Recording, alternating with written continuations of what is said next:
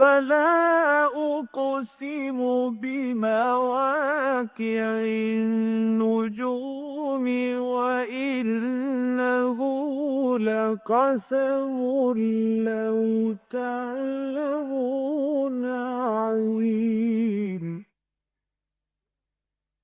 إنه لقرآن كريم في كتاب مكنون لا يمسه إلا المطهرون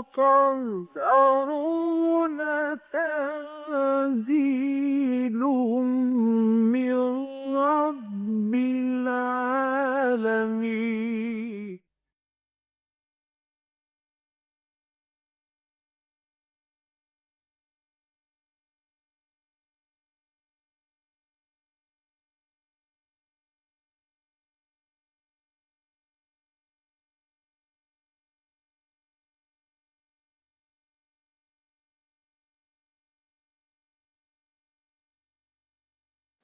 الحمد للہ وکفا والصلاۃ والسلام علی عبادہ الذین اصطفیٰ، خصوصاً علی افضلہم وخاتم النبیین محمد الامین وعلی آلہ وصحبہ اجمعین، اما بعد۔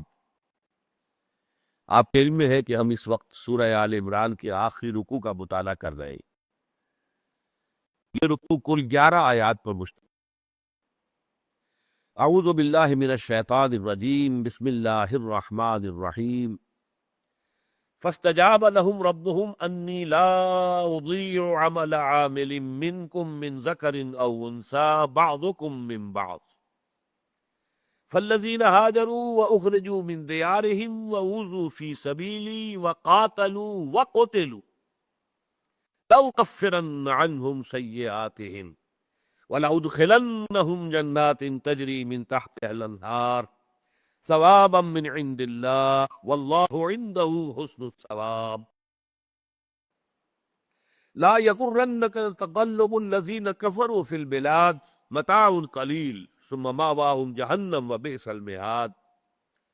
لكن الذين اتقوا ربهم لهم جنات تجري من تحتها الأنهار خالدين فيها نزلا من عند الله وما عند الله خير للأبرار۔ وإن من أهل الكتاب لمن يؤمن بالله وما أنزل إليكم وما أنزل إليهم خاشعين لله لا يشترون بآيات الله ثمنا قليلا أولئك لهم أجرهم عند ربهم إن الله سريع الحساب۔ يا أيها الذين آمنوا اصبروا وصابروا ورابطوا واتقوا الله لعلكم تفلحون، صدق الله العظيم۔ رب اشرح لي صدري ويسر لي امری واحلل عقدۃ من لسانی یفقهوا قولی۔ اللهم ربنا الہمنا رشدنا واعذنا من شرور انفسنا، اللهم ارنا الحق حقا وارزقنا اتباعه وارنا الباطل باطلا وارزقنا اجتنابه، آمین یا رب العالمین۔ ذہن میں تازہ کر لیجئے کہ سورہ آل عمران کے آخری رکوع کی پہلی 6 آیات میں ایمان کا سنتھیسس، ایمان کا جینیسس، ایمان کیسے وجود میں آتا ہے، باشعور ہوش مند جو عقل سلیم اور فطرت سلیمہ کے مالک لوگ ہوں، ان کے اندر وہ ایمان کس طور سے درجہ بدرجہ آگے بڑھتا ہے کہ سب سے پہلے آیات آفاقی، آیات انفسی، آیات قرآنیہ اگر وہ بھی سامنے ہو، ورنہ ایک وقت ایسا ہے جب کہ قرآن نہیں ہے کسی کے سامنے۔ ظاہر بات ہے کہ حضرت لقمان کے سامنے کوئی کتاب موجود نہیں تھی۔ اسی طریقے سے زید بن عمرو بن نفیل جن کے بیٹے حضرت سعید ہیں رضی اللہ تعالی عنہ، یکی عشرہ مبشرہ، ظاہر بات ہے ان کے سامنے تو آیات قرآنیہ نہیں تھی، تو محض آیات آفاقیہ، آیات انفسیہ کے حوالے سے ان میں اللہ پر ایمان کا شعور جو ہے وہ بیدار ہوا۔ یہ پہلا درجہ ہے۔ اس کے بعد مزید غور و فکر، اب اللہ کو یاد رکھتے ہوئے مزید غور و فکر، الجھی ہوئی ڈور کو سلجھانے کا ظاہر بات ہے ایک ہی ذریعہ ہوتا ہے کہ اس کا سرا آپ کے ہاتھ میں آ گیا، وہ مت چھوڑیے۔ سرا چھوٹ جائے گا پھر بلجھ جائے گی وہ۔ اس کا ایک سرا جو آپ کے ہاتھ میں آیا اس کو مضبوطی سے تھامیے۔ تو اس کائنات کی جو حقیقت ہے اس کی الجھی ہوئی ڈور کا سرا کیا ہے؟ ایمان باللہ. پہلے آپ نے اللہ کو پہچان لیا، یہ گویا کہ اب سرا آپ کے ہاتھ میں آ گیا. اب اسے تو مضبوطی سے تھامنا ہے، جس کی تعبیر کی گئی الذین یذکرون اللہ قیاما وقعودا وعلی جنوبہم. اب مزید غور و فکر سے کام لینا ہے. اب یہاں تعقل کا پروسیس آ جائے گا.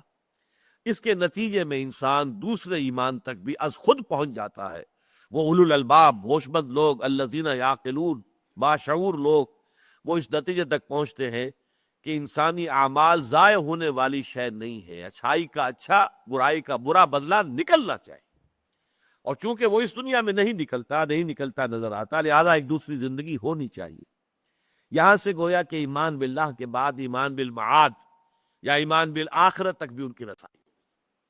اب اگر ایسے لوگ خوش قسمت ہوں، میں اگر کہہ رہا ہوں خوش قسمت ہوں، حضرت زید خوش قسمت نہیں تھے اس معنی میں کہ ان کا انتقال ہو گیا، حضور پر ابھی وحی کا آغاز نہیں ہوا تھا. انہی کے کاؤنٹر پارٹ سمجھیے حضرت ابوبکر ہے، وہ انتہائی خوش قسمت تھے کہ ان کے سامنے حضور پر قرآن مجید کے نزول کا آغاز ہو گیا، اور حضور نے جب اپنی دعوت ان کے سامنے رکھی تو انہوں نے فوراً تصدیق کر دی. یہ الفاظ ہے حضور کے صلی اللہ علیہ وسلم کہ میں نے جس کے سامنے بھی اپنی دعوت رکھی ہے اس نے کچھ نہ کچھ ضرور توقف کیا، کچھ نہ کچھ تردد، سوچ بچار، سوائے ابو بکر کے کہ اس نے ایک لہجے کا بھی تردد نہیں کیا، کوئی توقف نہیں. اس کی وجہ کیا؟ وجہ یہ کہ تو ان کے دل میں تھا. دیکھنا تقریر کی لذت کہ جو اس نے کہا، میں نے یہ جانا کہ گویا یہی میرے دل میں ہے، یہ تو میرے اپنے دل کی پکار ہے. اس کی آواز جو ہے در حقیقت اسی کی صدائے بازگشت ہے. لہذا انہیں اس کے تسلیم کرنے میں ہرگز کوئی نہ تامل ہوا، نہ کوئی تردد ہوا، نہ کوئی تذبذب ہوا، بلکہ فوری طور پر انہوں نے اس کی تصدیق کر دی. اب یہ جو لوگ ہیں، پھر ان کی دعا نقل ہوئی، جیسا کہ میں نے آپ کو بتایا تھا کہ سورہ بقرہ میں اور سورہ آل عمران میں یہ بھی ایک جو ہے مشابہ اور مماثل معاملہ ہے کہ سورہ بقرہ کے آخر میں بھی دعا آئی ہے بڑی عظیم. ربنا لا تؤاخذنا ان نسینا او اخطانا ربنا ولا تحمل علينا اصرا كما حملته على الذين من قبلنا ربنا ولا تحملنا ما لا طاقة لنا به واعف عنا واغفر لنا وارحمنا انت مولانا فانصرنا على القوم الكافرين.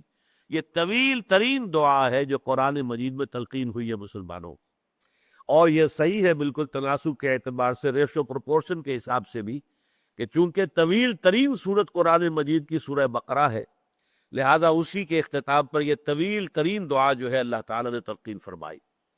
لیکن یہ دیکھیے کہ تقریباً اتنی ہی طویل دعا یہ بھی ہے جو آل عمران کے آخری رکوع میں آ رہی ہے، اگرچہ یہ یہاں پر 3 آیات کے اندر جو ہے پھیلی ہوئی ہے. ربنا انک من تدخل النار فقد اخزیتہ وما للظالمین من انصار ربنا اننا سمعنا منادیا ینادی للایمان ان آمنوا بربکم فآمنا ربنا فاغفر لنا ذنوبنا وکفر عنا سیئاتنا وتوفنا مع الابرار ربنا وآتنا ما وعدتنا على رسلک ولا تخزنا یوم القیامہ انک لا تخلف المیعاد. یہ بھی عظیم ترین دعا ہے کہ جو 3 آیات کے اوپر پھیلی ہوئی. اس حوالے سے اب جو آگے بات چل رہی ہے وہ ہے کہ اس دعا کی فوری قبولیت کا اعلان اللہ تعالیٰ کی طرف سے ہو رہا ہے، کیونکہ یہ لوگ جو ہے، یہ صدیقین، یہ باشعور لوگ جن کی فطرت بھی سلیمہ تھی، عقل سلیم سے بھی وہ نوازے گئے اور انہوں نے اس کا سفر طے کیا اور باشعور ایمان تک ان کی رسائی ہو گئی. یہ لوگ جو ہے گویا کہ نوع انسانی کا اصل بل سرسبد جو ہے وہ یہی ہے، یہی اصل میں گویا کہ خلاصہ ہے، ان کا لب لباب ہے نوع انسانی کا. لہذا ان کی دعا فاستجاب لهم ربهم، تو ان کی دعا کو قبول فرمایا ان کے رب نے. انی لا اضیع عمل عامل منکم، کہ میں ہرگز ضائع نہیں کروں گا تم میں سے کسی بھی عمل کرنے والے کے عمل کو. میں ہرگز کسی بھی عمل کرنے والے کے عمل کو ضائع کرنے والا نہیں ہوں. من ذکر او انثی، خواہ وہ کوئی مرد ہو یا عورت، مذکر ہو یا مؤنث. یہ اس اعتبار سے بہت اہم مقام ہے قرآن مجید کا کہ اس میں جس طریقے سے کہ ایک مساوات مرد و زن کا معاملہ پیش کیا گیا ہے، اخلاقی سطح پر مرد اور عورت کے درمیان کوئی فرق نہیں. شرف انسانیت کے اعتبار سے اس لیے کہ آگے فرمایا بعضکم من بعض، ٹھیک ہے مرد مرد ہے، عورت عورت ہے، لیکن تم ایک دوسرے ہی میں سے ہو، ایک ہی باپ کا بیٹا بھی ہے، بیٹی بھی ہے. نطفہ تو اسی باپ کا ہے، ایک ہی ماں کے رحم میں بیٹے میں بھی پروان جو ہے چڑھا ہے اور بیٹی کی بھی پرورش ہوئی ہے، تو کیسے فرق ہو جائے گا ان کا؟ تو اسلام جو ہے عورتوں اور مردوں کے درمیان دو قسم کی مساوات کا شدت کے ساتھ قائل ہے۔ حالانکہ دنیا میں اور مذاہب کی دنیا میں عام طور پر عورت کو ہمیشہ انفیریئر سمجھا گیا۔ کرسچینٹی میں تو ایول، یہ سمجھیے کہ شر کا منبع عورت کو قرار دیا گیا، اور یہ بھی خیال کہ حضرت حوا ہی نے ورگلایا تھا حضرت آدم کو، قرآن مجید میں اس کی طرف کوئی اشارہ موجود نہیں، بلکہ یہ کہ اس کے اندر شیطان نے دونوں کو ورگلایا۔ اس میں کوئی وہ نہیں ہے کہ پہلے جو ہے حوا کو ورگلایا اور حوا نے پھر آدم کو، قطعاً قرآن مجید میں نہیں، یہ سب تورات کی روایات ہیں جو ہمارے ہاں آ گئی۔ تو دو کامل مساواتیں ہیں مردوں اور عورتوں کے درمیان از روئے قرآن، شرف انسانیت میں، human dignity, they share it equally, بالکل برابر، وہ بھی ہیومن بینگ ہے، یہ بھی ہیومن بینگ ہے۔ ایز ہیومن بینگز ان کی عزت، ان کا مقام، ان کا مرتبہ، ان کی حیثیت بالکل برابر۔ نمبر دو، مورلی دونوں ایک برابر ہیں۔ عورت خیر کما سکتی ہے اور اونچے سے اونچے مقام تک پہنچ سکتی ہے۔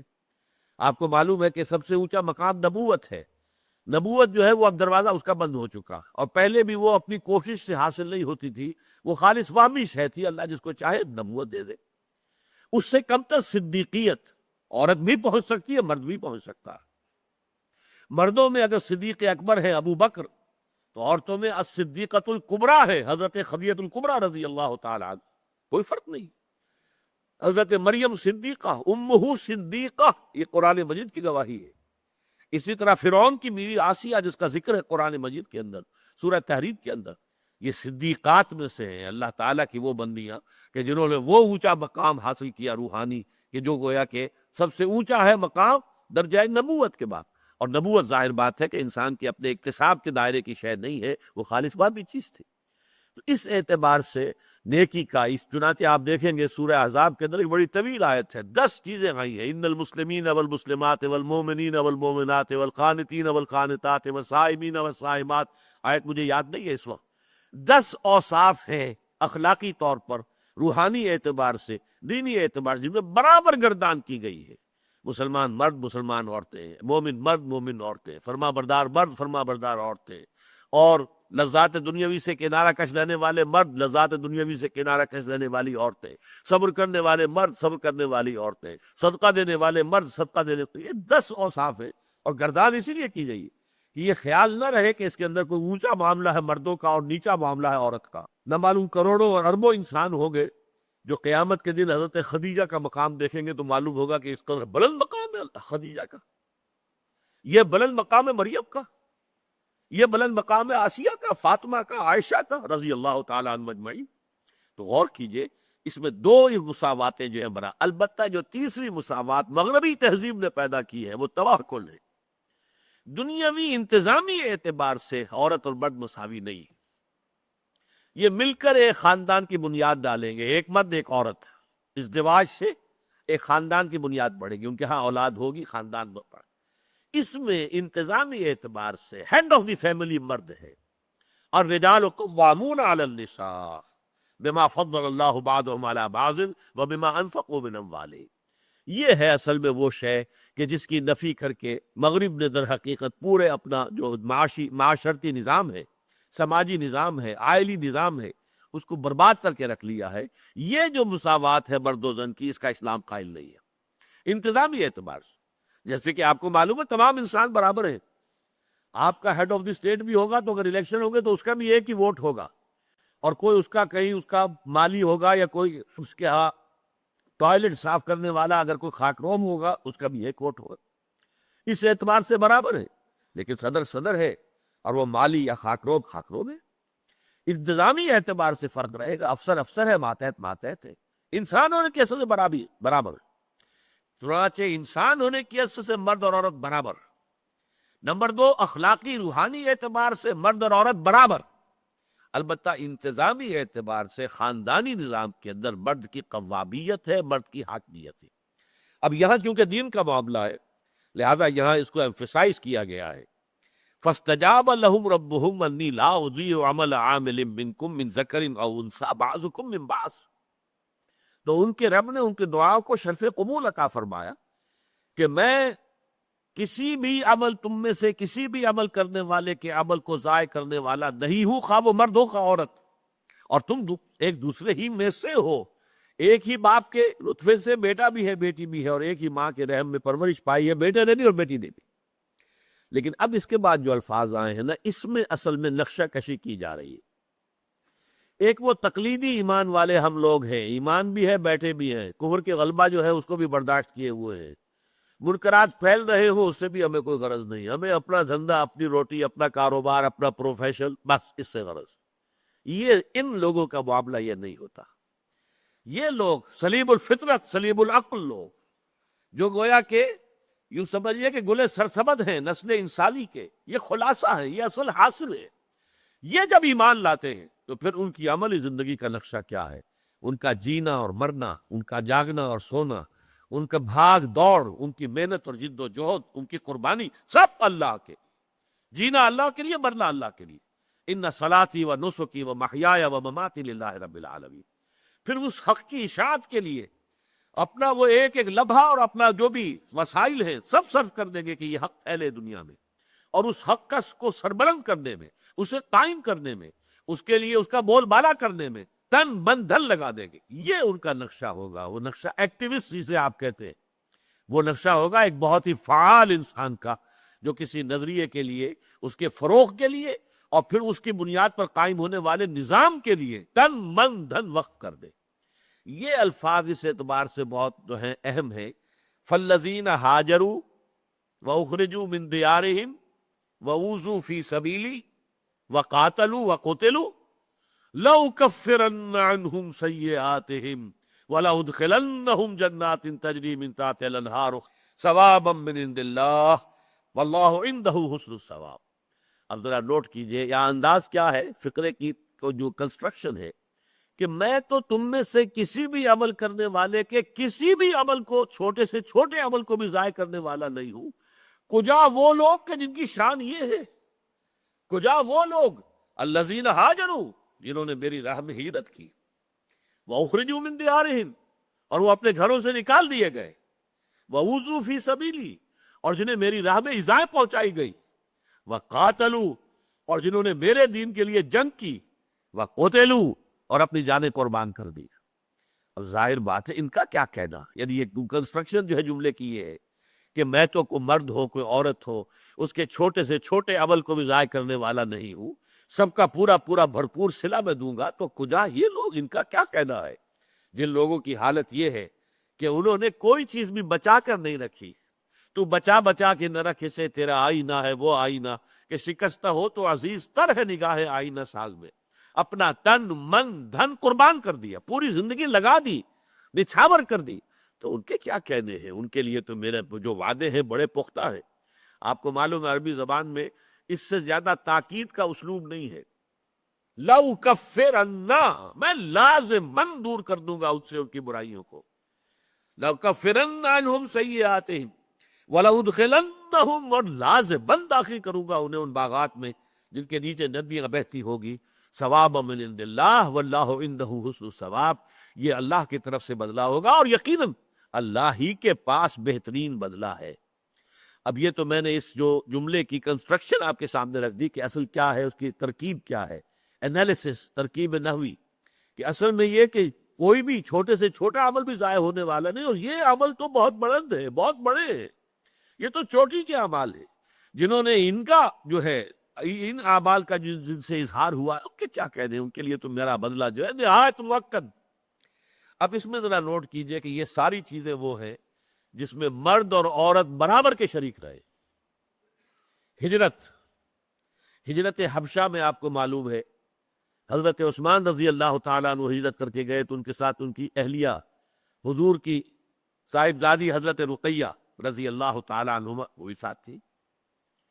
حضرت ام حبیبہ کہ جو اپنے شوہر کے ساتھ ہجرت کر کے حبشہ گئی ہے، وہ شوہر وہاں جا کر مرتد ہو گیا، عیسائی ہو گیا، شرابی تھا بہت زیادہ، اور شراب اس وقت تک حرام بھی نہیں تھی، لیکن وہ کوئی بہت ہی زیادہ رسیہ تھا شراب کا، اور وہاں عام طور پہ شراب نہیں ملتی ہوگی، تو اسے ایسی صحبت اختیار کرنی پڑی کہ جس میں کہ شراب آسانی سے مل سکتی تھی، تو لہذا اس نے وہ عیسائیت اختیار کر لی۔ اور اس لیے پھر حضرت ام حبیبہ کا نکاح فسخ ہوا اس سے، اور پھر حضور نے پیغام بھیجا مدینے سے، ہجرت کر کے حضور اس وقت مدینے تشریف لے جا چکے تھے، وہاں سے پیغام حضور نے بھیجا ہے، اور حضرت نجاشی نے نکاح پڑھایا ام حبیبہ کا حضور کے ساتھ غائبانہ، حضور مدینے میں ہے اور نکاح جو ہے حضرت ام حبیبہ کا وہ حبشہ میں ہو رہا ہے، اور پڑھانے والے نکاح کے جو ہے حضرت نجاشی ہیں، انہوں نے ہی اپنے پاس سے مہر بھی عطا کیا۔ اب یہ جو میں نے آپ کے سامنے مثالیں رکھی، فالذین ہاجروا، مرد بھی شریک ہیں، عورتیں بھی شریک ہیں، وَأُخْرِجُوا مِن دِيَارِهِمْ، اور جو اپنے گھروں سے نکالے گئے ہیں، یہ گویا کہ در حقیقت یوں سمجھیے کہ پہلی ہجرت جو تھی وہ والنٹری تھی، اس وقت تک ابھی حالات وہ نہیں تھے، البتہ یہ کہ اجازت دے دی گئی تھی ہجرت حبشہ کے لیے کہ جس سے سختیاں برداشت نہیں ہو پا رہی، جو یہاں کی پرسیکیوشن کو جھیلنا جو ہے وہ مشکل دیکھ رہے، وہ جا سکتے چلے جائیں، اجازت تھی لیکن وہ لازمی بھی نہیں تھی، اور اس وقت تک صورتحال ایسی نہیں تھی کہ وہ یقیناً وہاں سے جو عرب جو ہے نکال رہے ہوں کہ نکلو یہاں سے۔ لیکن دوسری ہجرت جو ہوئی ہے اس میں یہ دونوں پہلو آ گئے تھے، اب وہ تلے ہوئے تھے لوگ کہ انہیں نکالو مکے سے، اور نمبر دو یہ کہ اب یہ ہجرت فرض بھی تھی، تو یا فرمایا فالذین ہاجروا واخرجوا من دیارہم واوذوا فی سبیلی، اور جو میری راہ میں جنہیں ایذائیں پہنچائی گئی، ایذائیں صحابہ کرام کو جیسے مردوں کو پہنچائی گئی ہیں ویسے ہی عورتوں کو پہنچائی گئی، جیسے حضرت بلال خباب بن الارت رضی اللہ تعالی عنہما، ایسے ہی حضرت ابو فقیر بھی تھے، اور حضرت سمیہ تھی رضی اللہ تعالی عنہا، ان کو بھی شدید ترین ٹارچر ابو جہل نے کیا ہے، اور بھی تھی جو کہ کنیزوں میں سے تھی اور وہ ایمان لائی تھی، تو لہذا انہیں تکلیفیں دی گئی۔ اوذوا فی سبیلی وقاتلوا وقتلوا، جنگ کا معاملہ ایسا ہے کہ وہ جہاد فی سبیل اللہ، قتال فی سبیل اللہ عورت پر فرض نہیں ہے، البتہ یہ کہ ایسی کوئی پابندی بھی نہیں ہے کہ عورت حصہ نہیں لے سکتی، اور جب تک کہ پردے کے احکام نہیں آئے تھے تو محسوس ہوتا ہے کہ غزوہ احد کے اندر خواتین جو ہے جب انہیں خبر ملی ہے، اور غزوہ احد ہی کا حصہ آپ پڑھ چکے ہیں، سورہ آل عمران میں 60 آیات میں ان کا تذکرہ آیا ہے، تو اس وقت جب یہ خبر پہنچی ہے کہ شکست ہو گئی اور اتنے مسلمان جو ہیں وہ شہید بھی ہو گئے، تو بےتاب ہو کر خواتین گھروں سے نکلی، حضرت عائشہ بھی نکلی ہے رضی اللہ تعالی عنہ، وہ آئی ہے میدان جنگ کے اندر پہنچی ہے، پھر جو وہ وہاں پر زخمی پڑے ہوئے تھے انہیں پانی پلایا وغیرہ وغیرہ۔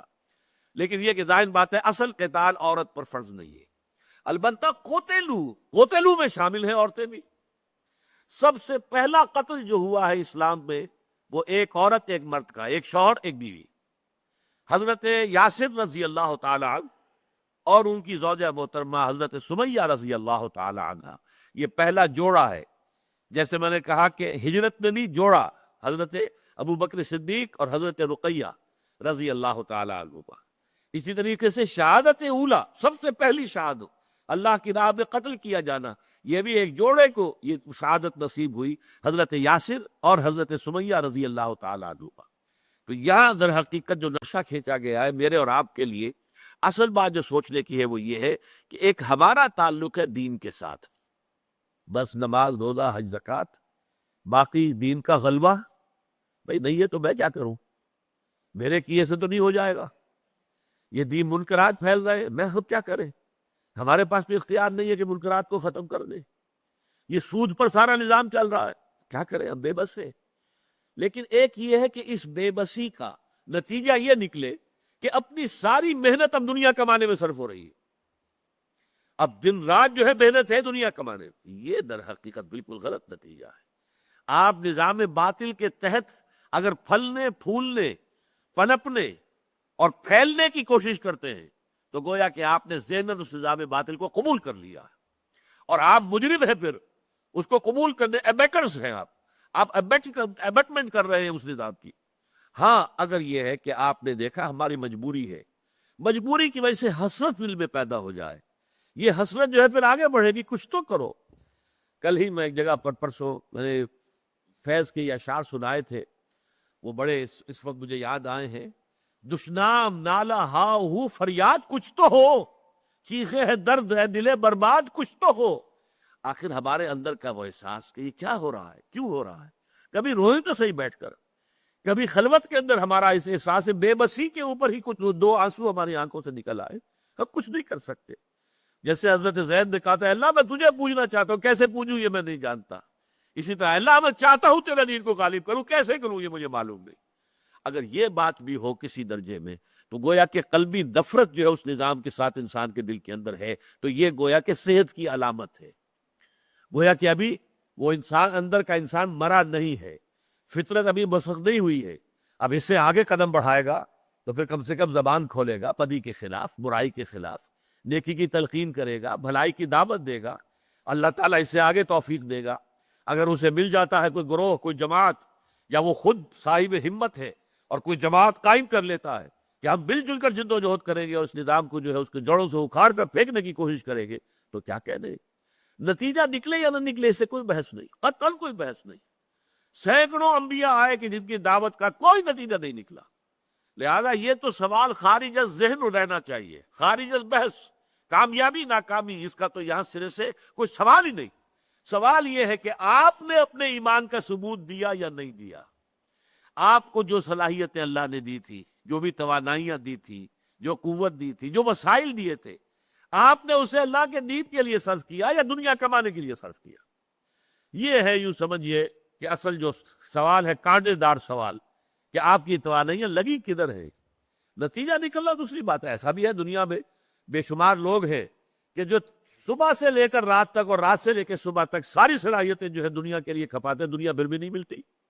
ضروری نہیں کہ مل جائے، یہ بھی ہو سکتا ہے اللہ دے دے تو دے دے، جیسے کہ فرمایا وَمَنْ عَاجِلَةَ عَجَّلْنَا لَهُ فِيهَا مَا نَشَاءُ لِمَن نُرِيدُ، جو کوئی عاجلہ کا طلبگار بنتا ہے ہم دے دیتے ہیں اسے جس کو چاہتے ہیں، جتنا چاہتے ہیں دے دیتے ہیں دنیا کے اندر۔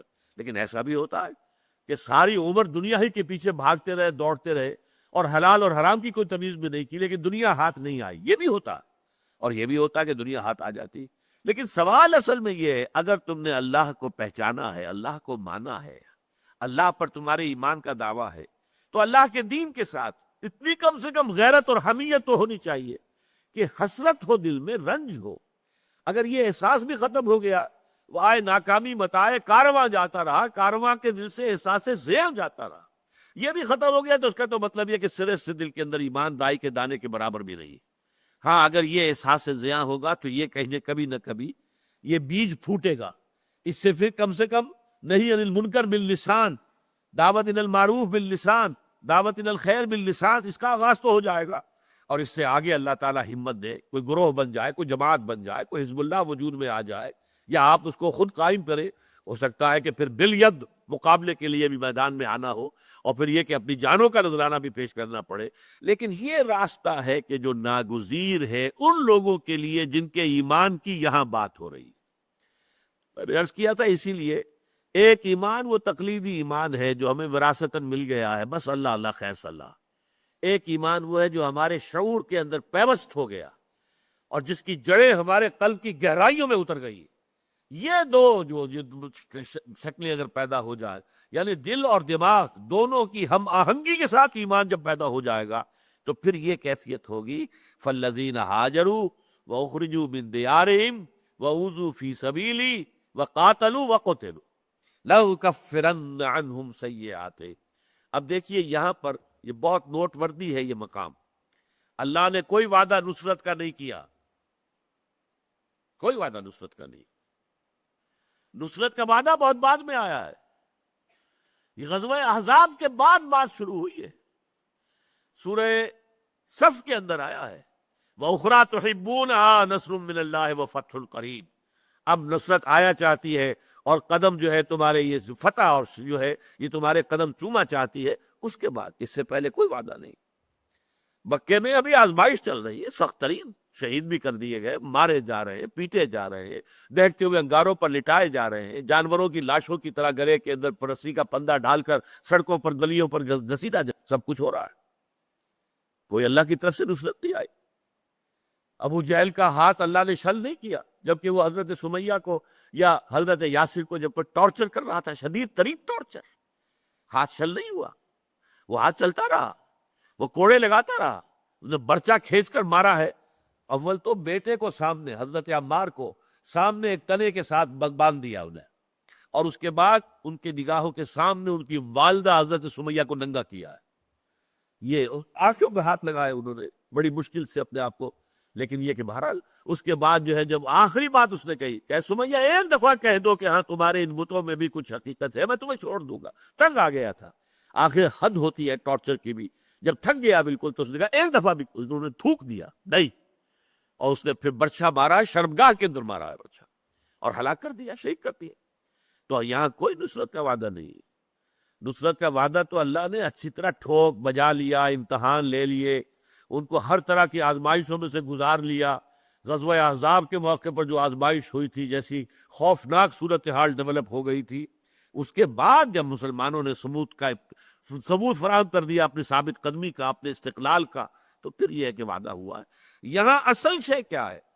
جو لوگ بھی یہ کریں گے اس سے اصل وعدہ جزا کا ہے آخرت کا. لَأُكَفِّرَنَّ عَنْهُمْ سَيِّئَاتِهِمْ, میں لازماً دور کر دوں گا ان سے, محو کر دوں گا, دھو ڈالوں گا ان کے نامہ اعمال سے ان کی برائیاں.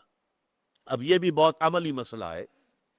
دیکھیے دعا میں بھی آیا تھا کفر عنا سیئاتنا, پروردگار ہم سے ہماری برائیوں کو دور کر دیجو. یہاں بھی آیا پہلے یہ کہ میں ان سے ان کی برائیوں کو دور کر دوں گا. اس کی کیا معنی ہے؟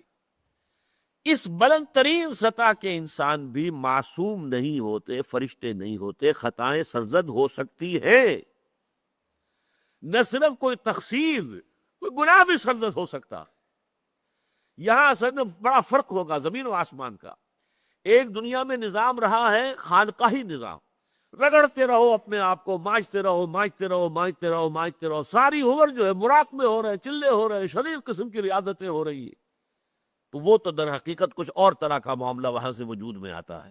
ایک یہ ہے تمہارا رخ زندگی کا ادھر ہونا چاہیے, اقامت دین کی جد و جہد, دین کی نصرت, دین کو قائم کرنے کی جد و جہد, اللہ کے دین کے غلبے کی جد و جہد, ادھر یہ ہے اصل شے.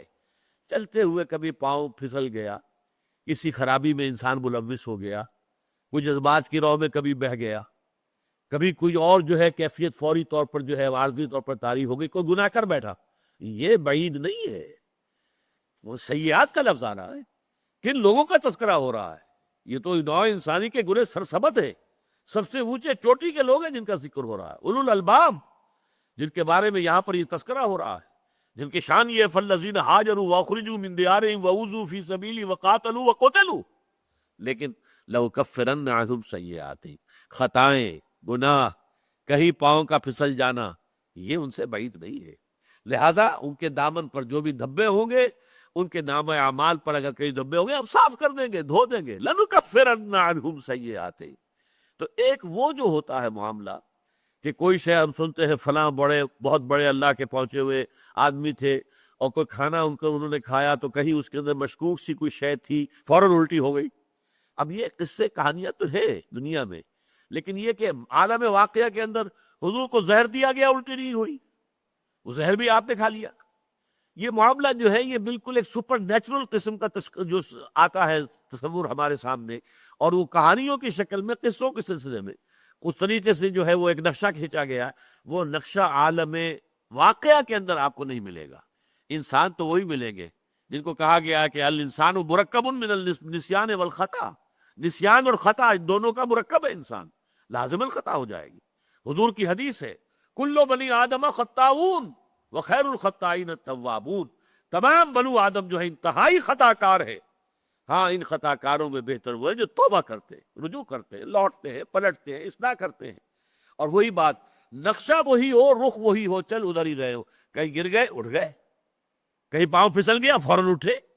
مجھے چونکہ خود اپنی زندگی کا واقعہ یاد ہے, فائنل ایئر تھا میرا MBBS کا, تو میں ہاسٹل سے بڑی تیزی کے ساتھ کلاس میں لیٹ ہو گیا تھا, جا رہا تھا سائیکل پر, بارش ہوئی تھی, سائیکل جو ہے وہ پھسلی اور میں گرا. لیکن میں فوراً ایسا بجلی کی طرح جسے آدمی اٹھتا ہے اٹھا ہوں کہ مجھے یہ بعد میں معلوم ہوا کہ میں گرا تھا, جبکہ میں اٹھ چکا تھا.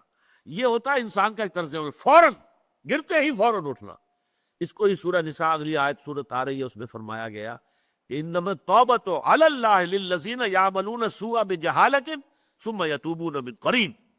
اللہ تعالیٰ کے ذمے ہے اپنے ایسے بندوں کی توبہ قبول کرنا جن سے کوئی خطا سرزد ہو جاتی ہے تو فوراً توبہ کرتے.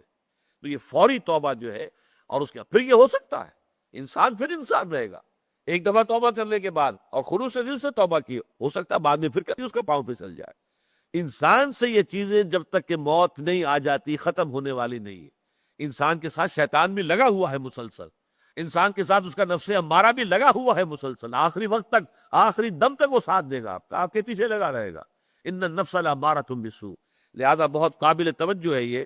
لَأُكَفِّرَنَّ عَنْهُمْ سَيِّئَاتِهِمْ، میں لازماً ان سے دور کر دوں گا ان کی برائیوں کو، دھو دوں گا ان کے دھبے جو ہے نامہ اعمال کے. وَلَأُدْخِلَنَّهُمْ، یہ میں بیان کر چکا ہوں، انتہائی تاکیدی اسلوب ہے، لازماً انہیں داخل کروں گا جنات تجری من تحتها الانہار، ان باغات میں کہ جن کے نیچے، جن کے دامن میں ندیاں بہتی ہوں گی. ثوابا من عند اللہ، یہ بدلہ ہوگا اللہ کی طرف سے. واللہ عندہ حسن الثواب، اور اللہ ہی کے پاس ہے اچھا بدلہ. اس میں بڑا ایک گہرا رمز ہے.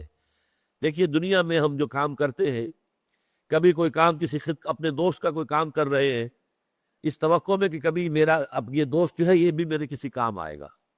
کوئی بدلے کا ذہن میں، چاہے وہ حساب دوستان در دل والی بات ہوتی ہے، چاہے اس کو آپ اس پہ لاؤٹ نہیں کرتے ہیں ان سو مینی ورڈز، لیکن ہوتا ہے یہ. اسی لیے بعض اوقات دوست کا کوئی غلط کام بھی کرنا پڑتا ہے. سفارش جو دنیا میں ہوتی ہے عام طور پر، کیا کیا جائے، دوست ہے کہہ رہا ہے، بات ماننی پڑے گی، ہے تو غلط، وہ اس لیے کہ تمہیں بھی کسی وقت اپنی کوئی بات اس سے منوانی. اسی طرح ایک انسان ہے جو اپنے آپ کو 100% انویسٹ کر دیتا اپنی اولاد میں، اس کا جینا مرنا بھاگنا دوڑنا یہ سارا اولاد کے لیے، اولاد کی بہترین تعلیم، اولاد کی تربیت دنیاوی اعتبار سے اونچے مقام پر پھیلا دوں، پہنچا دوں، اور اس امید میں کہ یہ اولاد میرے بڑھاپے کا سہارا بنے گی. اور ایسا بھی ہوتا ہے کہ یہ اولاد جو ہے بڑھاپے کا سہارا بننے کی بجائے بسا اوقات سوہان روح بن جاتی. واقعات ایسے معاملات دنیا کے اندر ہوتے ہیں. ہاں ایک ہستی ایسی ہے کہ اس کے لیے جو کام بھی کرو گے اس کا اجر و ثواب بالکل ری انشورڈ، بالکل پختہ، جس میں کسی شک و شبے کی گنجائش نہیں. اولاد تمہیں کیا بدلہ دے دے گی؟ قوم کی خدمت میں لگے رہو گے، قوم تمہیں کیا دے دے گی؟ وطن کی خدمت میں لگے رہو گے، وطن تمہیں کیا دے دے گا؟ ہاں اللہ کی خدمت میں لگے رہو تو اللہ تعالیٰ تمہارے ہر کوشش، محنت، ہر ایثار، ہر قربانی کا پورا پورا بدلہ دے گا.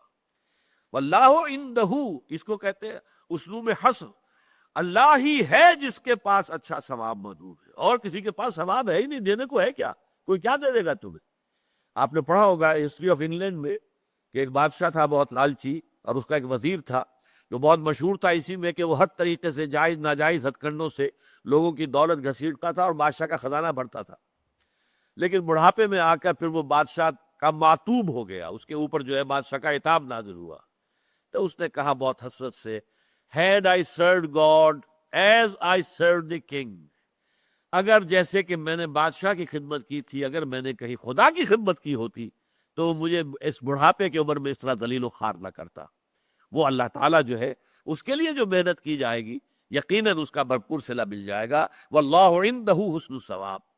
اگلی آیت میں پھر وہی بات سامنے آ رہی ہے جو میں نے آپ سے عرض کی کہ یہاں کسی نصرت خداوندی کا فوری طور پر وعدہ نہیں کیا گیا. اگلی آیت میں کیا فرمایا؟ لا یغرنک تقلب الذین کفروا فی البلاد متاع قلیل ثم مأواہم جہنم وبئس المہاد. تمہیں ہرگز دھوکے میں نہ ڈالے چلت پھرت ان لوگوں کی جنہوں نے کفر کیا ہے زمین کے اندر. ہوتا کیا ہے؟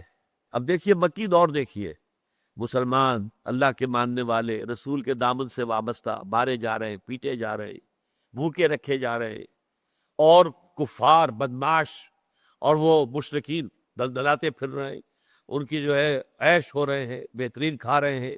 یہ ساری کیفیت آخر نظر آ رہی تھی نا. پھر ان کے قافلے جا رہے ہیں، آ رہے ہیں، بڑے شان و شوکت کے ساتھ قافلہ گیا ہے، شان و شوکت کے ساتھ آیا ہے، ڈول بجاتے ہوئے گئے ہیں، ڈول بجاتے ہوئے آ رہے.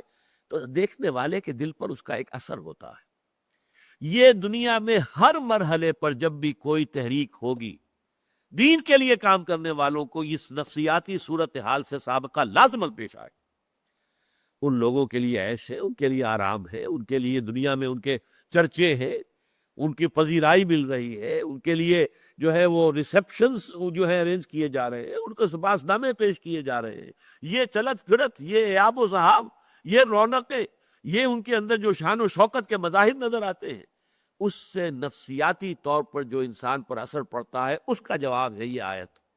لا یغرنک تقلب الذین کفروا فی البلاد. تقلب قلب بدلنا، الٹ پلٹ میں کرنا، تقلب جانا آنا، اس کو ہم کہیں گے چلت پھرت.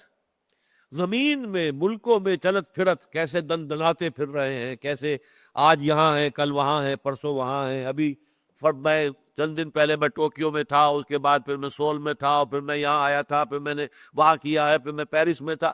آپ کو ایسے لوگ ملے کہ جو بیٹھے ہوئے گفتگو کر رہے ہیں، معلوم ہوتا ہے ان کا ایک پاؤں یہاں ہے، ایک ویسٹ میں ہے، ایک ایسٹ میں ہے تو ایک ویسٹ میں ہے. یہ ساری صورتحال، کاروبار ہے پھیلے ہوئے ہیں، وہاں بھی ہے، یہاں بھی ہے، ہانگ کانگ میں بھی ہے، دبئی میں بھی ہے، اور بھی جگہ پر ہے، پاکستان میں بھی ہے، نہ معلوم کہاں کہاں ہے. یہ ساری چلت پھرت جو ہے، تو جو اللہ کے دین کے خادم ہیں، جنہوں نے اپنے آپ کو اس کام میں لگایا ہے، ان کے دل پر اس کا کوئی منفی اثر نہیں پڑنا چاہیے. یہ ہے اصل اس آیت کا حاصل. لا یغرنک تقلب الذین کفروا فی البلاد، تمہیں دھوکے میں نہ ڈال دے یہ ان کافروں کی اس دنیا میں ملکوں کے اندر چلت پھرت، ایاب و ذہاب جو ہے، آنا جانا، شان و شوکت، اس کی وجہ سے دھوکہ نہ کھا جانا. متاع قلیل، یہ بہت ہی تھوڑی سی دیر کے لیے بہت ہی حقیر سا برتنے کا سامان ہے. یہ زندگی ہے کیا، کتنی ہے، کتنی لمبی ہے؟ آج مرے کل جنگ پر لو، کیا پتا، بات ختم ہو جائے گی. یہ ساری چمک دمک، یہ ساری جو ہے چلت پھرت، یہ شوق، یہ سارا کا سارا جو بھی ہے کا، یہ کیا ہے؟ عارضی چند دنوں کی یہ چلت پھرت ہے. متاع قلیل ثم مأواہم جہنم، پھر ان کا ٹھکانہ جو ہے وہ جہنم ہے. وبئس المہاد، اور وہ بہت ہی برا بستر ہے، بہت ہی برا ٹھکانہ ہے. یہ بھی ایک، جیسا کہ میں نے عرض کیا، دین کے لیے کام کرنے والے، فالذین ہاجروا واخرجوا من دیارہم واوذوا فی سبیلی وقاتلوا وقتلوا، جو لوگ بھی اس راہ پر چلنے والے ہیں، ان لوگوں کے لیے ایک بہت بڑی نصیحت یہ ہے کہ تمہیں دیکھنا ہوگا، شان و شوکت ان کی ہوگی، دنیا میں بول بالے ان کے ہوں گے، ان کے جو ہے جلوس نکل رہے ہوں گے، ان کی طرف لوگوں کا رجحان ہوگا، لوگ جو ہے ان کے نعرے لگا رہے ہوں گے، ان کی زندہ باد کے نعرے فلک شگاف ہوں گے. سب دیکھو گے، تمہیں دیکھنا پڑے گا. اس دیکھنے کے باوجود حق پر قائم رہنا. بدا الاسلام غریبا وسیعود کما بدا، اسلام جب شروع ہوا ہے تب وہ اجنبی سا تھا، کوئی اس کا جاننے پہچاننے والا تھا ہی نہیں. اس کے بعد اسلام کے اندر جب قوت آ گئی تو پھر تو سب کے سبھی اس کے جاننے پہچاننے والے بن گئے. لیکن حضور نے فرمایا بہت جلد اسلام دوبارہ غریب ہو جائے گا. فطوبیٰ للغرباء، تو پھر مبارکباد ہے ان لوگوں کے لیے جو اسلام کے دور غربت میں خود بھی غریب ہو جائے. دنیا کے دقیانوس ہیں، یہ اگلے زمانے کے ہیں لوگ، اگلے وقتوں کے ہیں یہ لوگ، انہیں کچھ نہ کہو، ان سے کوئی کیا بات کرنی ہے جی، یہ تو بڑے فنڈامنٹلسٹ ہیں، یہ تو بڑے ہی جو ہے جذباتی لوگ ہیں، یہ تو بہت یعنی ایک طرح سے یوں سمجھیے کہ دیوانے ہو گئے ہیں، مجنوں ہو گئے ہیں. لیکن یہ سب کچھ سننا پڑے گا. لیکن الذین اتقوا ربہم، پھر دیکھیے وہی پوائنٹ آ گیا، وعدہ جو اللہ کا ہے اہل ایمان سے وہ اصل میں آخرت کا وعدہ ہے، دنیا کا وعدہ لازم نہیں ہے. بے شمار انبیاء گئے، دنیا میں کوئی کامیابی حاصل نہیں ہوئی. انبیاء کیا، اللہ کے بڑے بڑے رسول چلے گئے دنیا سے اور کوئی کامیابی حاصل نہیں. حضرت عیسیٰ کو کون سی کامیابی حاصل ہوئی؟ اتنی عظیم شخصیت، عظیم ترین معجزات جن کو دیے گئے، روح اللہ، کلمۃ منہ، اللہ کا خاص کلمہ، اللہ کی خاص روح، ان کا مقام اور مرتبہ ذرا اندازہ کیجیے آپ، کیا کامیابی حاصل ہوئی؟ کچھ بھی نہیں.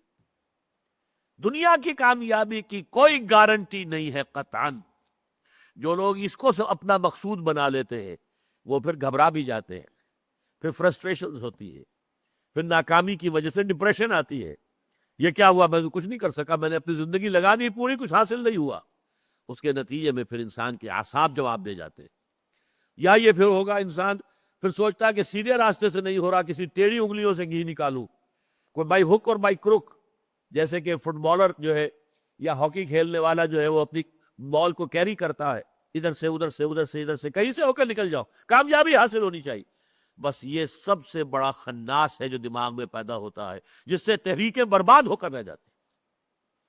بہت عرصے کی محنتیں اور کوششیں اور جد و جہد اور دن رات کی جو بھی محنت تھی، نتائج زیرو ہو جاتے ہیں، صرف اس وجہ سے کہ آدمی دنیا کی کامیابی کے پیچھے پڑ کر اور اس کو بھی ایک معیار سمجھ لے. تو واقعہ یہ ہے کہ پھر اندیشہ ہے، یا شدید ڈپریشن، مایوسی، فرسٹریشن، انتہائی بددلی اور یا یہ ہے کہ کوئی الٹا سیدھا کام کر کے اپنی ساری محنت کے اوپر پانی پھیر لینا. تو نوٹ کیجئے کہ وعدہ کیا ہے. لیکن الذین اتقوا ربہم، اس کے برعکس جن لوگوں نے اللہ کا تقوی اختیار کیا ہوگا، لہم جنات تجری من تحتہا الانہار، ان کے لیے باغات ہوں گے جن کے دامن میں ندیاں بہتی ہوگی، خالدین فیہا، جس میں وہ ہمیشہ ہمیش رہیں گے، نزلا من عند اللہ واللہ وما عند اللہ خیر للابرار. اب یہ بھی اگرچہ بہت مرتبہ میں نے اس نقطے کو واضح کیا، آج پھر نوٹ کر لیجئے. نزل کہتے ہیں عربی زبان میں اولین مہمان نوازی. نزیل کہتے ہیں اترنے والا. نزیل، نزلہ ینزل، اترنا. پہلے کیا ہوتا تھا، گھوڑے سے اتر کر کوئی آپ کے دروازے پر آ کر گھوڑے سے اترا تو نزیل ہے، اونٹ سے اترا تو نزیل ہے. آج آپ کار پر جاتے ہیں کہیں، کسی کے ہوا سے اترتے تو نزیل ہے. اب یہ نزیل کہلاتا ہے، ضیف نہیں ہے، یہ نزیل ہے، ابھی اترا ہی ہے. اور اس کو فوری طور پر جو آپ پیش کریں گے وہ نزل کہلائے گا. آتے ہی، گرمی ہے تو کوئی ٹھنڈا پانی، کوئی ٹھنڈا مشروب، سردی ہے تو چائے پیش کیجئے. اس کے بعد جب وہ آپ کے ہاں مقیم ہو گیا، اب وہ ضیف کہلائے گا. پہلے وہ صرف نزیل ہے، اب جب وہ مقیم ہو گیا آپ کے پاس تو اب یہ ضیف ہے. اب جو اہتمام کریں گے آپ اس کے لیے، اس کی دعوت کا، اس کے لیے بہتر سے بہتر کو پکوان پکوائیں گے، اہتمام کریں، یہ ضیافت کہلائے گی. تو نزل اور ضیافت میں زمین و آسمان کا فرق ہے. قرآن مجید سے یہ معلوم ہوتا ہے کہ جنت کی جتنی نعمتوں کا تذکرہ کیا یہ سب نزل ہے. جنت کی اصل نعمتیں وہ ہے جو ضیافت جو ہونی ہے، اس کا ہم کو تصور کر ہی نہیں سکتے.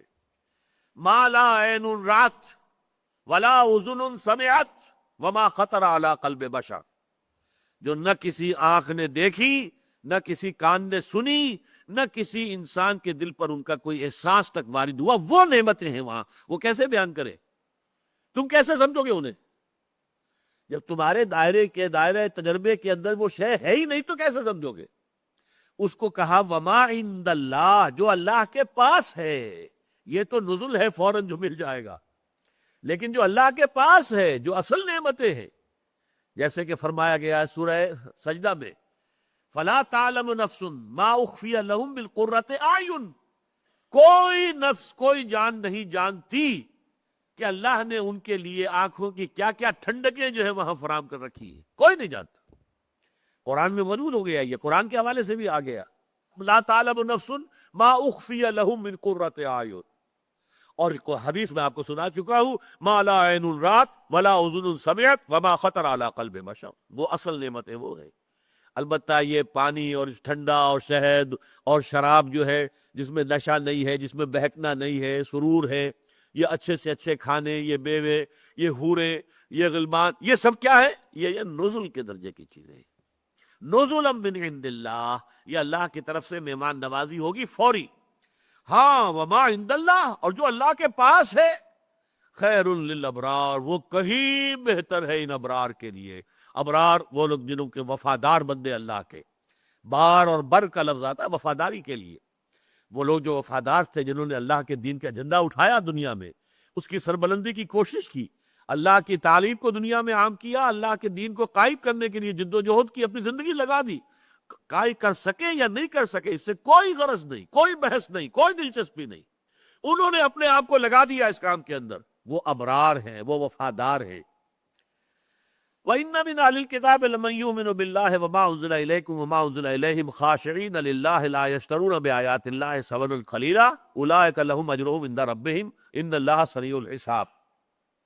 اس سورہ مبارکہ میں ہم نے کئی جگہ نوٹ کیا کہ اہل کتاب کے تذکرے میں جہاں ان کی مذمتیں بہت آئیں، ان پر تنقیدیں شدید ہوئی، ساتھ ہی یہ بھی مانا گیا کہ ان میں کچھ نہ کچھ خیر کا ایلیمنٹ بھی ابھی باقی ہے. لیسو سوا، یہ سب ایک جیسے نہیں ہے.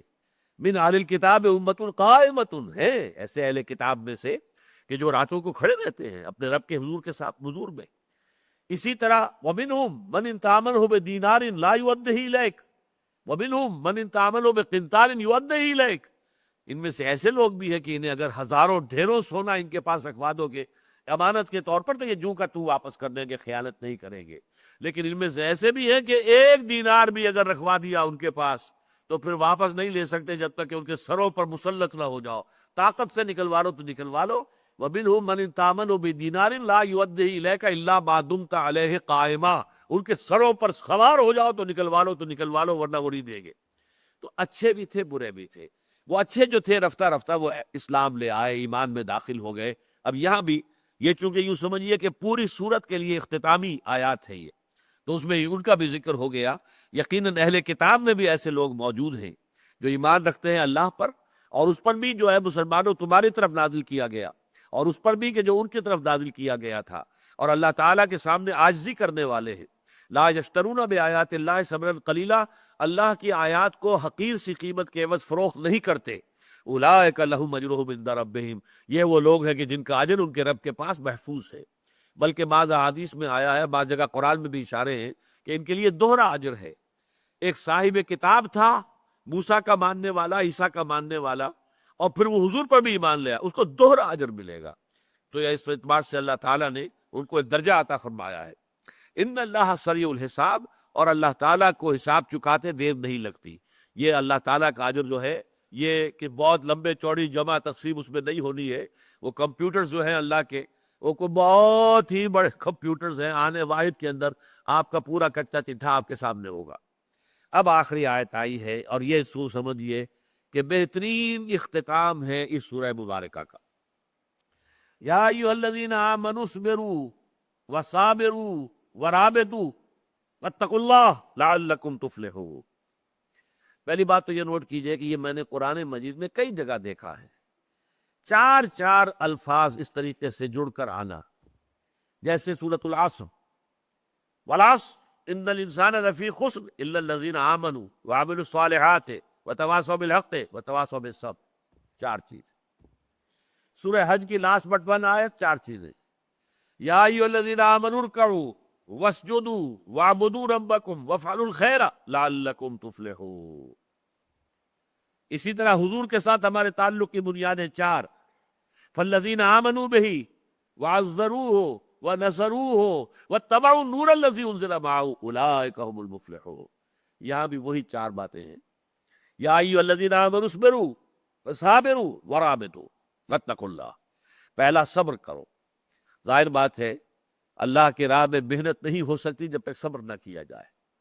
ویسے تو صبر جو ہے بہت وسیع لفظ ہے، صبر علی الطاعہ، اللہ تعالیٰ کے احکام کی اطاعت کرنے میں بھی صبر کرنا پڑتا ہے، نفس کے خلاف جاتی ہیں چیزیں۔ صبر عن المعصیہ، گناہ سے روکنا اپنے آپ کو، تھامنا، یہ بھی صبر ہے۔ دنیا کے مصائب ہیں، صبر، اس کے اوپر صبر کرنا، اللہ تعالیٰ کی طرف سے جو بھی آ جائے۔ یہ ہر چیز ساقی ماریخ عین الطافست، پھر اللہ کی راہ میں صبر کرنا، تکلیفیں آ رہی ہیں، مصیبتیں ہیں، آزمائشیں ہیں، ان میں پورا اترنا، یہ سب صبر ہے۔ لیکن صابروں کے اندر آ کر یہ باب مفاعلہ ہو گیا، جس میں کہ دو گروہوں کے درمیان معاملہ ہوتا ہے، مفاعلہ، مقاتلہ، مجاہدہ، مشاعرہ، یہ سب کیا ہے؟ یہ دو گروہوں کے درمیان بات ہوگی۔ تو صابروں کا مطلب ہے یہ مصابرت، صبر میں ایک دوسرے پر بازی لے جانے کی کوشش۔ یعنی یہ کفار بھی صبر کر رہے ہیں کہ نہیں کر رہے؟ یہ اپنے جھوٹے معبودوں کے لیے صبر کر رہے ہیں کہ نہیں کر رہے؟ ان کے 70 بدر میں مارے گئے تھے، ایک ہی سال کے اندر دوبارہ 3000 کی نفری لے کر آ گئے، تمہارے اوپر چڑھ گئے، دیکھا تم نے؟ اسی طریقے سے تمہیں صبر کرنا ہوگا، بلکہ جب تک تم صبر میں ان پر بازی نہیں لے جاؤ گے، تم اللہ کے لیے صبر کر رہے ہو، وہ تو معبودان باطل کے لیے صبر کر رہے ہو۔ جیسا کہ حضور نے کہلوایا تھا صحابہ سے، اللہ مولانا ولا مولا لکم۔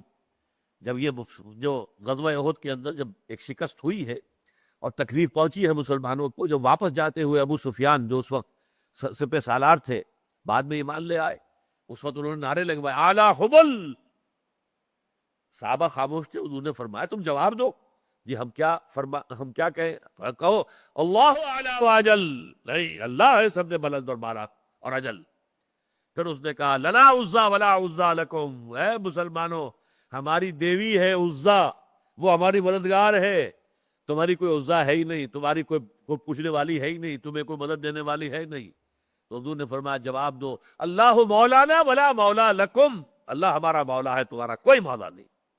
تو اسی طریقے سے یوں سمجھیے کہ صبر کے مقابلے میں صبر، اور صبر میں ان سے بازی لے جائیں گے آپ، تب جو ہے جیتیں گے، تب آپ کو کامیابی حاصل ہوگی۔ تو یا ایھا الذین آمنوا اصبروا وصابروا، ایک تو خود صبر کرو. سب سے بڑا صبر یہ ہے کہ دنیا میں انسان اپنے کیریئرز، اعلیٰ دنیاوی جو ہے مستقبل، ان سب کو یہ جان بوجھ کر شعوری طور پر طے کرے کہ نہیں، میں اس کو چھوڑ کر میں تو خیرکم من تعلم القرآن وعلمہ، یہ رسم العین زندگی کا اختیار کروں گا. اللہ تعالیٰ ہمت دے، توفیق دے جس کو بھی دے، اللہ تعالیٰ قبول فرما لے جس کو بھی فرما لے. دین کے لیے میں اپنے آپ کو لگا دوں گا. روکھی سوکھی کھا کے گزارا ہو جائے گا، کوئی 2 مرلہ 5 مرلے کے مکان میں بھی زندگی گزر جائے گی. زندگی یوں بھی گزر ہی جاتی. کیوں تیرا رخت سفر یاد آیا؟ آدمی جو ہے زندگی گزار جاتا ہے. لوگ تو فٹ پاتھ کے اوپر پڑھ کر زندگی گزار دیتے ہیں، جھوپڑیوں میں زندگی گزارتے ہیں. کسی چھوٹے سے مکان میں بھی زندگی تو گزر جائے گی، بڑے محل میں بھی زندگی گزرے گی. اور ظاہر بات ہے کہ روک نہیں سکو گی. موت جو ہے، بڑے سے بڑے محل اور بڑے سے بڑے قلعے کے دروازے جو ہیں وہ بھی کسی موت روک نہیں سکتے. موت تو آئے گی وہاں. اس حوالے سے آدمی طے کر لے، اور پھر یہ کہ اپنا تن من دھن لگا دے کفر کے مقابلے کے لیے. اس میں مسابرت، ان کے صبر سے زیادہ صبر کرے اللہ کے دین کے لیے. یا ایھا الذین آمنوا اصبروا وصابروا ورابطوا. یہ رابطوں کے لفظ پر مجھے خاصی الجھن رہی ہے. مرابطہ اصطلاحاً ہمارے ہاں استعمال ہوا ہے یہ لفظ کہ گھوڑوں کو باندھ کر رکھنا تاکہ سرحدوں کی جو ہے حفاظت کی جا سکے. مرابط کہتے ہیں سرحدوں کے اوپر حفاظت کرنے والے مسلمان، مرابط. قرآن مجید میں یہ لفظ جو آیا ہے مختلف معنی میں، تو ایک تو وہ ہے کہ جو سورہ انفال میں غزوہ بدر کے بعد سورہ انفال نازل ہوئی، اس میں جو آیت آتی ہے وَأَعِدُّوا لَهُم مَا اسْتَطَعْتُم مِّن قُوَّةٍ وَمِن رِّبَاطِ الْخَيْلِ تُرْهِبُونَ بِهِ عَدُوَّكُمْ وَعَدُوَّ اللَّهِ. اے مسلمانوں، اپنی طاقت فراہم کرنے کی کوشش کرو، جتنا بھی اسلحہ جمع کر سکتے ہو، اور اسلحہ کے ساتھ ساتھ جتنے گھوڑے سدھا کر رکھ سکو وہ تیاری پر، تاکہ رسالے کے حوالے سے تم حملہ کر سکو اور دشمن کا مقابلہ کر سکو. تو رباط الخیل. پھر یہ کہ دل کا مضبوط ہو جانا، ٹھک جانا، جم جانا، اس کے لیے بھی ربط آیا ہے. سورہ کہف میں فرمایا گیا وَرَبَطْنَا عَلَىٰ قُلُوبِهِمْ إِذْ قَامُوا فَقَالُوا رَبُّنَا رَبُّ السَّمَاوَاتِ وَالْأَرْضِ لَن نَّدْعُوَ مِن دُونِهِ إِلَٰهًا لَقَدْ قُلْنَا إِذًا شَطَطًا. وہ اصحاب کہف جو تھے وہ شہنشاہ کے سامنے کھڑے ہو گئے، سینہ تان کر انہوں نے کہا کہ ہم نہیں کہنے کسی اللہ کے ساتھ کسی اور الہ کو پکارنے کو تیار نہیں ہیں. اللہ فرماتا ہم نے ان کے دلوں کو جما دیا تھا، دل ان کے ٹھک گئے تھے، دل ان کے مضبوط ہو گئے تھے. اس کو کہا گیا ربطنا علی قلوبہم. اسی طرح فرمایا گیا حضرت موسیٰ علیہ السلام کو اللہ تعالیٰ نے جب وحی کی تھی یا الہام کیا تھا، جو بھی کہیں اسے، کہ موسیٰ کو تم ایک ٹوکری کے اندر رکھے اور دریا کے حوالے کر دو، ہم تمہیں واپس پہنچا دیں گے، پہنچ جائے گا تمہاری گود میں واپس، ڈرو نہیں، گھبراؤ نہیں، نہ یہ ہلاک ہوگا نہ ڈوبے گا، تمہارے پاس آ جائے گا. عمل تو کر لیا، لیکن فَأَصْبَحَ فُؤَادُ مُوسَىٰ فَارِغًا. کچھ دیر کے بعد حضرت موسیٰ کی والدہ کا دل خالی سا ہو گیا، جس کو ہم کہتے ہیں کہ دل اڑنے لگا. یہ کیا ہو گیا، یہ کیا میں نے کر دیا؟ اب یہ جو ہے سمندر، اسی دریائے نیل کے اندر یہ غرق ہو جائے بچہ، کیا ہوگا؟ کون اس کو اٹھائے گا؟ اور وَإِن كَادَتْ لَتُبْدِي بِهِ لَوْلَا أَن رَبَطْنَا عَلَىٰ قَلْبِهَا. اور وہ تو گویا کہ بالکل اس راز کو فاش کر دینے ہی والی تھی اگر ہم نے اس کے دل کو مضبوط نہ کر دیا ہوتا. تو اصل میں ربط کے جو لفظی معنی ہے کسی شے کا ٹھک جانا، مضبوط ہو جانا، جم جانا، بند جانا، باندھ دینا، یہ تمام میرے نزدیک یہاں پر، اور میں حیران ہوں کہ ادھر کسی اور کی ذہن تو ادھر نہیں گیا ہے، میں اپنی رائے آپ کے سامنے عرض کر رہا ہوں کہ یہاں مراد ہے اپنے نظم کو آپس میں ایک دوسرے کے ساتھ جڑے رہو، بندھے رہو. جو ہم نے سورہ مبارکہ کے بالکل وسط میں جو آیت پڑھی تھی وَاعْتَصِمُوا بِحَبْلِ اللَّهِ جَمِيعًا، پہلی بات تھی یا ایھا الذین آمنوا اتقوا اللہ حق تقاتہ ولا تموتن الا وانتم مسلمون. اہل ایمان اللہ کا تقوی اختیار کرو جتنا کہ اس کے تقوی کا حق ہے، اور دیکھنا موت نہ آنے پائے مگر فرما برداری کی حالت میں. اگلی آیت وَاعْتَصِمُوا بِحَبْلِ اللَّهِ جَمِيعًا وَلَا تَفَرَّقُوا. اور اس سے آگے پھر آیا ہے وَلَا تَكُونُوا كَالَّذِينَ تَفَرَّقُوا وَاخْتَلَفُوا مِن بَعْدِ مَا جَاءَهُمُ الْبَيِّنَاتُ. یہ تفرقہ ڈالنا، اور جو غزوہ احد کے اندر حادثہ پیش آیا تھا اس کے بارے میں ہم پڑھ چکے ہیں کہ فرمایا گیا کہ ہم نے تو تم سے وعدہ پورا کر دیا تھا. لَقَدْ صَدَقَكُمُ اللَّهُ وَعْدَهُ إِذْ تَحُسُّونَهُم بِإِذْنِهِ حَتَّىٰ إِذَا فَشِلْتُمْ وَتَنَازَعْتُمْ فِي الْأَمْرِ. تم نے ڈسپلن کی خلاف ورزی کی، تم ڈھیلے پڑے، تم نے نظم کو توڑا، اس کی سزا آپ نے تمہیں دی. یہاں تیسری چیز رابطہ، آپس میں جڑے رہو، مضبوطی کے ساتھ ایک دوسرے کو تھامے رکھو، تاکہ اس کے ذریعے سے تمہاری یہ جمعیت جو ہے اس کے اندر قوت ہو، ثبات ہو، صبر ہو. ڈسپلن، جماعتی زندگی کے اندر ڈسپلن اور مضبوط ڈسپلن. اور آخری شے وہ تو جامع ترین ہے ہی ہے، وہاں وہ پہلے تھی اس صورت کے وسط میں یا ایھا الذین آمنوا اتقوا اللہ حق تقاتہ، پہلے یہ تھی اور پھر تھی واعتصموا بحبل اللہ جمیعا، یہاں واعتصموا بحبل اللہ ورابطوا، اور اس کے بعد واتقوا اللہ، اللہ کا تقوی اختیار کرو، لعلکم تفلحون، تاکہ تم فلاح پاؤ۔ اللہم وفقنا لہذا، اللہ تعالیٰ ہمیں اس کی توفیق عطا فرمائے، اور اللہ کے دین کے لیے اپنا تن من دھن وقت کرنے کی توفیق عطا فرمائے۔ بارک اللہ لی ولکم فی القرآن العظیم ونفعنی وإیاکم بالآیات والذکر الحکیم۔